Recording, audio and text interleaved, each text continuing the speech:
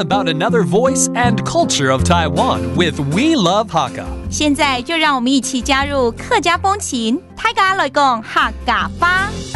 Yo, it's time for some practical Hakka right here on ICRT FM 100. Hello， 你好，大家好，我是 Alice Pong。Hello, 你好，大家好，我是 Joseph Ling. Time to teach you things that you might say on an everyday basis. And we all live somewhere. 其实呢，我们大家都一定是住在某个房屋里面，对不对？对。所以我觉得这个实用的客家话呢，就是要跟房屋有关了，好不好？好。房屋第一个 a house， 房屋怎么说啊？ Vok 就是屋。Okay, very simple. That just means a house. Vok, okay? Let's say you want to buy a house. 要买房子，那怎么说呢？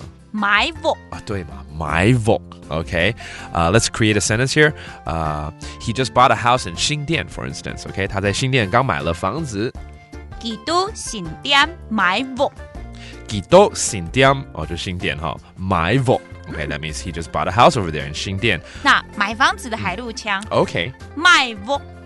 买 Vok.OK， 所以有一点点不一样而已。对，而且那个音如果不一样的话，就差很多咯。为什么？因为像四线，我们说买 Vok， 是买房子。对，如果你音偏掉了，变买 Vok，就变卖房子。Okay. So this is a different dialect again for buying a house, but you got to be careful. If you say it wrong, it may sound like you're selling a house instead of buying a house. All right? Okay. 除了买房子，还有就是很多人是租房子。那租房子怎么说？租屋嘅。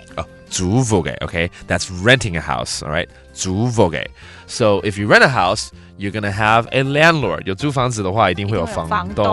好，房东怎么说？房东。房东。那也有人会说屋主。屋主就屋主嘛，是不是？就是 the owner of the house， 这就是他的房子，所以他是屋主。OK， 不管呢这个房东呢是好坏呢，他要涨房租的时候就很讨厌。所以我们来教大家。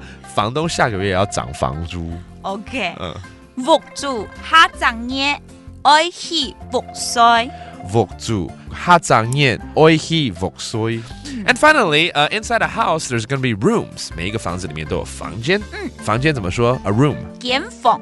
这完全不太一样了哈。感觉很像颠倒过来。对啊，房间变间房。间房。间房。It does sound like the reverse in Mandarin, okay? But that's a room.